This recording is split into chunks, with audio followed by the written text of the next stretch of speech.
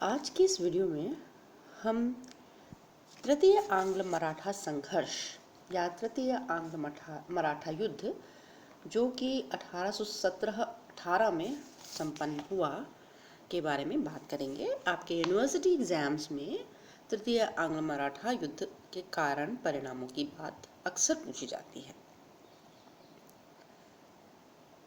पिछले 2 वीडियोस में मैंने प्रथम आंग्ल मराठा युद्ध और द्वितीय आंग्ल मराठा युद्ध की चर्चा की है।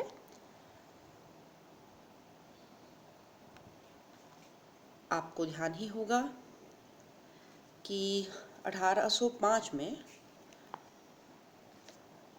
वेलिस्ली गवर्नर जनरल वेलिस्ली यहाँ से चले जाते हैं। उनकी जगह कॉर्नवालिस आता है, लेकिन वो दूसरी बार कॉर्नवालिस भारत आता है, लेकिन कुछ ही महीनों बाद कॉर्नवालिस की भारत में ही गाजीपुर में मृत्यु हो जाती है। कॉर्नवालिस के बाद जॉर्ज बार्लो की नियुक्ति भारत के गवर्नर जनरल के रूप में हुई। उल्लेखनीय है कि कॉर्नवालिस और जॉर्ज बार्लो के बाद आए लॉर्ड मिंटो। 1807 में लॉर्ड मिंटो भारत आए थे गवर्नर जनरल के। ये सभी देसी रियासतों के प्रति अहस्तक्षेप की नीति का अनुसरण कर रहे थे और मराठों के प्रति कुछ उदार भी थे। तो इस अहस्तक्षेप की नीति के परिणाम स्वरूप मराठों ने इस दौरान अपनी शक्ति का कुछ फिर से संगठन प्रारंभ किया। इस पृष्ठभूमि में मतलब 1805 से लेकर 1813-14 जब लॉर्ड हेस्टिंग्स कमांडर जनरल बनकर भारत आते हैं, तब तक अंग्रेज मराठों के मामलों में हस्तक्षेप नहीं कर रहे हैं। 1813 में लॉर्ड हेस्टिंग्स भारत के गवर्नर जनरल बनकर आते हैं और लॉर्ड हेस्टिंग्स जो है वो एक महत्वाकांक्षी व्यक्ति हैं। वे मराठा शक्ति को पूरी तरह समाप्त करके ईस्ट इंडिया कंपनी को भारत की सर्वोच्च सत्ता बनाना चाहते हैं। इधर द्वितीय आंग्ल मराठा युद्ध से 1813-14 के बीच तक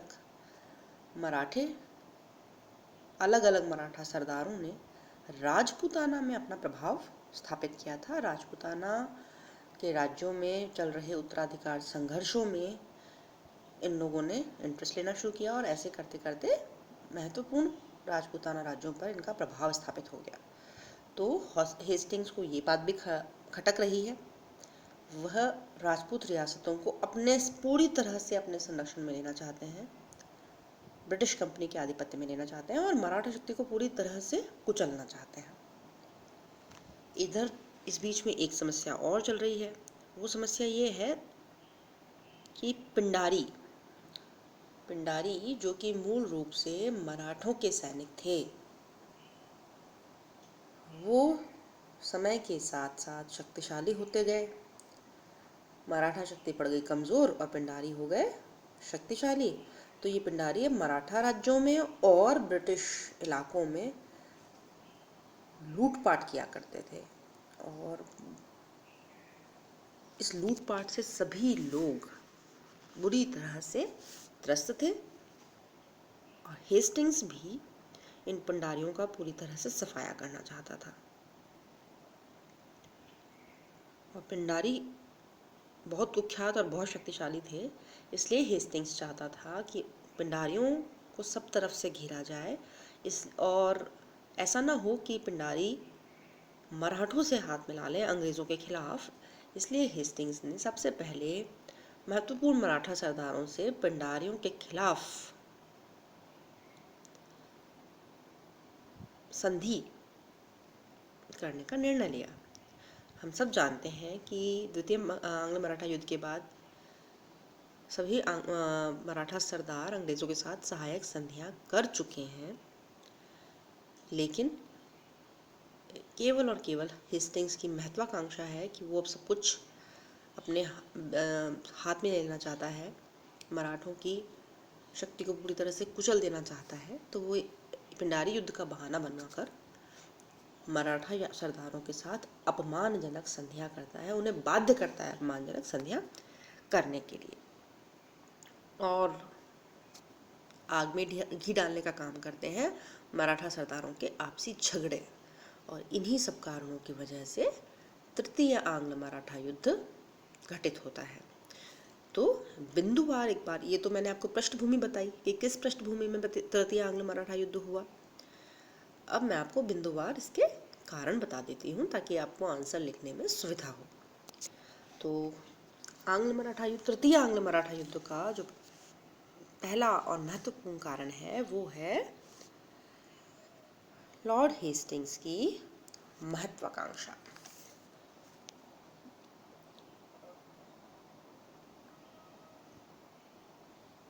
लॉर्ड हेस्टिंग्स महत्वाकांक्षी व्यक्ति था और वह ब्रिटिश शक्ति को या ईस्ट इंडिया कंपनी को भारत की सर्वश्रेष्ठ शक्ति बनाना चाहता था, सर्वोच्च शक्ति बनाना चाहता था। इसके लिए मराठों का पूरी तरह दमन करना आवश्यक था और राजपूत रियासतों को अपने संरक्षण में लेना आवश्यक था। इसीलिए उसने मराठा सरदारों को अपमानजनक संधियां करने के लिए बाध्य किया, जो कि अंततः तृतीय आंग्ल मराठा युद्ध का कारण बनी। दूसरा जो कारण है वो है मराठों के आपसी झगड़े। पिछले कुछ सालों में मराठे कुछ संगठित तो हुए थे, लेकिन उन्होंने इतिहास से कोई सबक नहीं लिया और पूरी तरह से संगठित होने के बारे में नहीं सोचा। वे अपने झगड़ों में अभी भी फंसे हुए थे।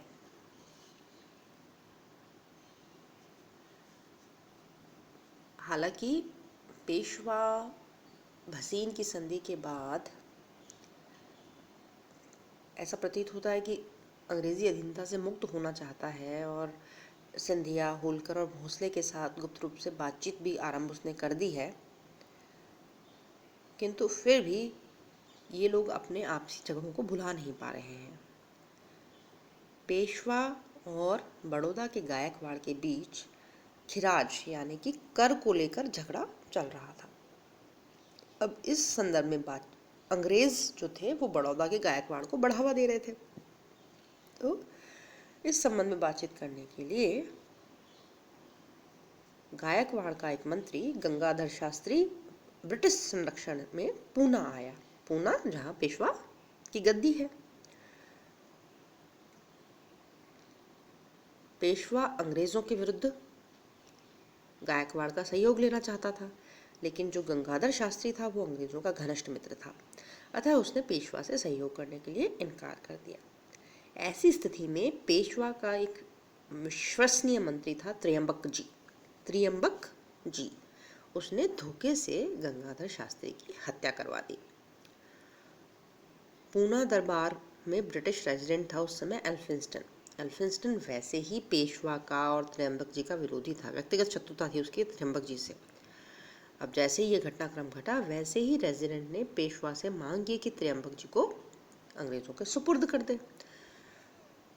पेशवा कुछ हिचका, उसे कुछ संकोच हुआ, लेकिन अंततः उसने त्र्यंबक जी को अंग्रेजों के हवाले कर दिया।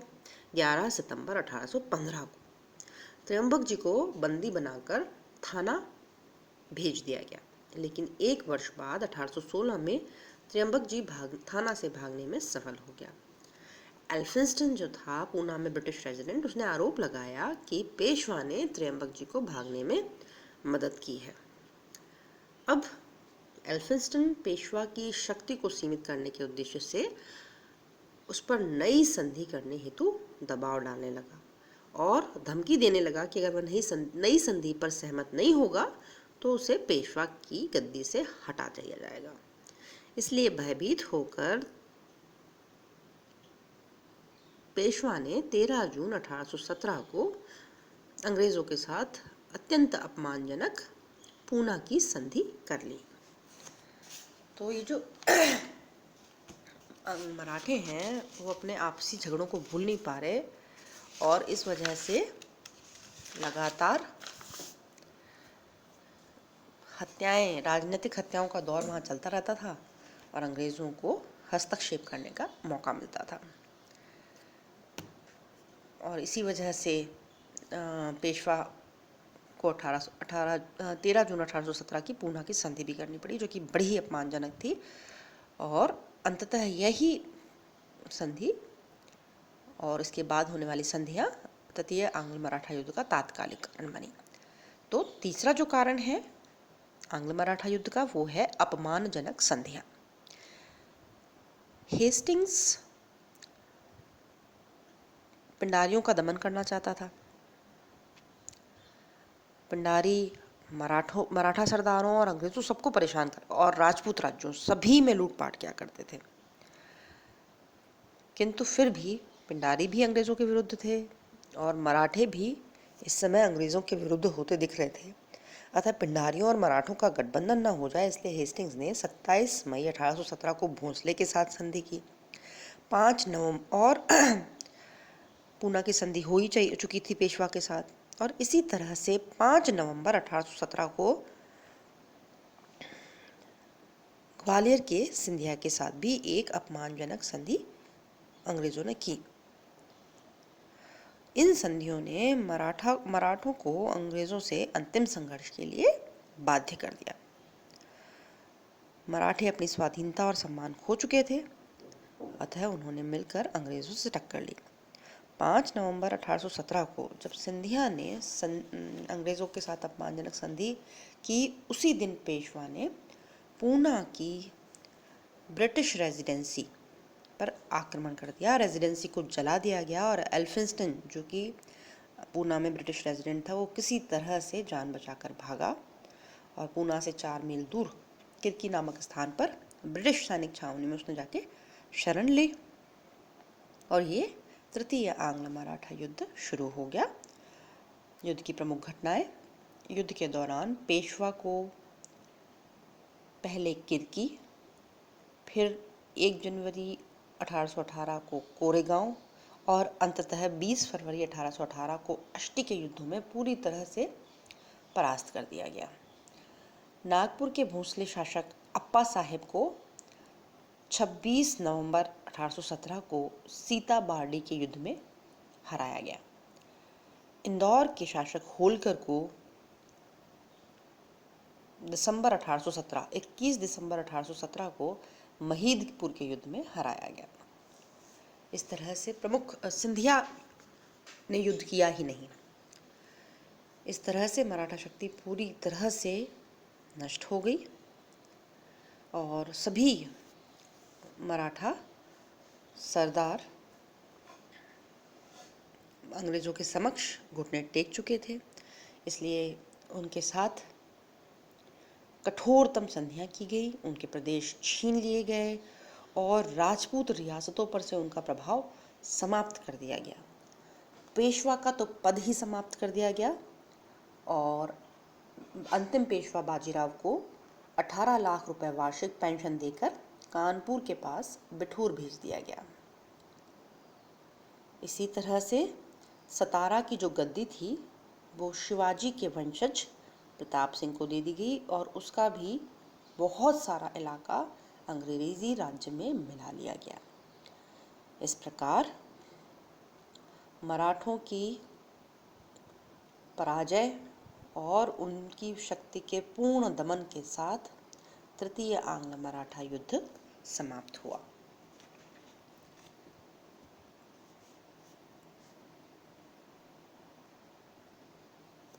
मराठों का अंतिम राष्ट्रीय युद्ध था और इस युद्ध ने मराठा शक्ति का सूर्य सदा के लिए अस्त कर दिया। एक एक करके सभी मराठा सरदारों ने अंग्रेजों के सामने घुटने टेक दिए और मराठा संघ समाप्त हो गया। भारत में अंग्रेजों की एकमात्र प्रतिद्वंदी शक्ति अब समाप्त हो चुकी थी और अंग्रेजों को सर्वोच्चता देने के लिए कोई नहीं रहा। इस पराजय के परिणाम स्वरूप पेशवा, होलकर, सिंधिया, भोंसले अपने राज्यों का अधिकांश भूभाग खो बैठे और राजपूत राज्यों पर से मराठों का प्रभुत्व समाप्त हो गया। राजपूत राज्य मराठों के प्रभुत्व से निकलकर अंग्रेजों के प्रभुत्व में चले गए।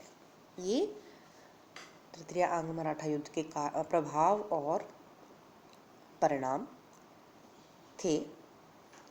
इसके बाद अगले वीडियो में हम आंग्ल मराठा संघर्ष में मराठों की पराजय के क्या कारण थे इस पर चर्चा करेंगे।